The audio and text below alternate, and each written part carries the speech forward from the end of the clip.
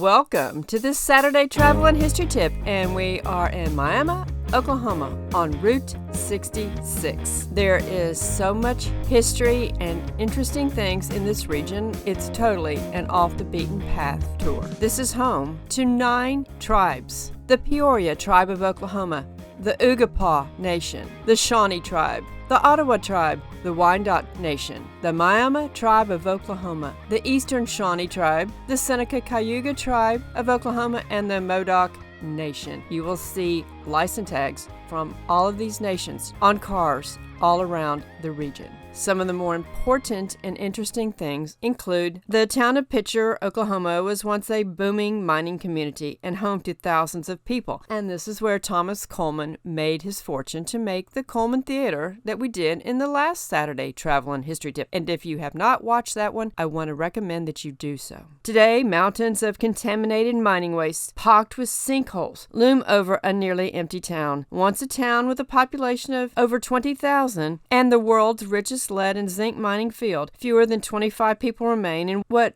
once was called the EPA's most toxic place in the United States. The Tar Creek area covers 40 square miles of Kansas, Missouri, and northeastern Oklahoma, extending into the tribal lands, with the town of Pitcher at the center. It was designated an EPA Superfund Site in 1983, and after a high population of the children in Pitcher were found to have toxic levels of lead in their blood in 2005, the state started offering buyouts for residents to relocate. Founded in 1918, Pitcher hit hard times after the mining companies pulled out, and the population had already sunk to around 1,700 when the buyouts began. During World Wars I and II, Pitcher's mines were busy with lead ore extraction for producing bullets. Unfortunately, the town suffered an EF4 tornado in May of 2008, destroying 100 homes and killing 6. The high school's last graduation was held in September of 2009, and the city offices also closed. The old Miners Pharmacy was the last business, closing in 2010. On June 9th, 2015, Pitcher's last official resident, a pharmacist, died at the age of 60. The towns of Pitcher and Cardin are located in northeastern Oklahoma in Ottawa County and were once the national center of lead and zinc, but now it lay waste. It is known as the Tar Creek Superfund Site, as declared in 1983. And we drove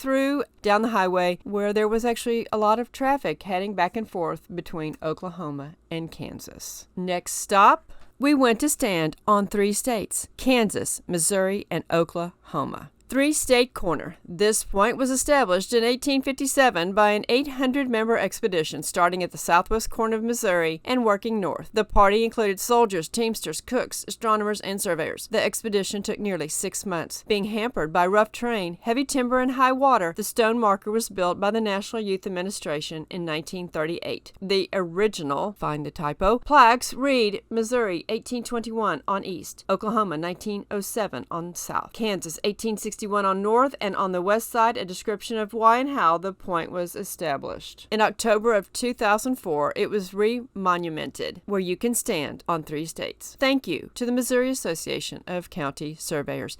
And this spot is found at the end of a dirt road, and it's most easily accessed from exit 1 in Missouri on Interstate 44. Also, north of Miami is Commerce, and it is the home of Mickey Mantle, the Commerce Comet. You cannot enter the home, but you can walk around, and it is being maintained fairly well. We were in the area because we own a Newell coach, and we needed to have work done on it, and we went to Newell Coach. It is one of the few custom coach companies in the United States. One evening, we walked the path from near Newell to the statue of Mickey Charles Mantle. He was number 7 and a great teammate. He was from the Commerce High School class of 1949. His boyhood home is located at 319 South Quincy Street. When Mickey was 3 years old, his family moved to this location, and at the age of 5 or 6, his father started teaching him how to hit. They used the tin barn as their backstop. But his father would pitch rightly, and Mickey's grandfather would pitch lefty, while teaching him the fine art of switch hitting. Every day when his father returned home from the mines, he and Mickey would start batting practice that lasted until dark. They made up games to add some fun to Mickey's batting lessons. A ball hit below the windows was a single, above the windows a double, the roof a triple, and over the house was a home run. Mickey once said, "I was the only kid in town that didn't get in trouble for breaking a window," and I am assuming that his father worked at the mines in Pitcher. Mutt's dream and Mickey's hard work took him from the lead and zinc mining district in Oklahoma to the skyscrapers and bright lights of New York City. Mickey, the Commerce Comet, blasted onto the national scene in the 1950s to become a great American icon. He entertained the world with his boyish Oklahoma charm and his amazing Paul Bunyan-like heroics. His tremendous popularity is what sparked the massive sports memorabilia industry that continues to flourish today. The artist who made his statue is Dr. Nick A. Calcagno. His artwork is exhibited at the Kansas City Art Institute, Oklahoma Hall of Fame, Legacy Sports Gallery in Arlington, Texas, and the Fenster Museum in Tulsa, Oklahoma, among others. Dr. Calcagno literally touched thousands of lives throughout his 39 years in education, 28 in the Humanities and Art Department at NEO A&M College. This is all a part of American history.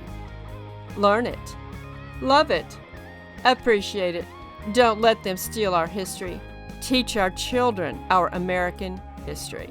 And next Saturday, we'll take you to an RV museum in Indiana. Hope you watch the Saturday Travel and History Tips. And remember, if you order all 3 of my books, you will get one for free and free shipping. Just call 603-616-8907 or text. Thank you.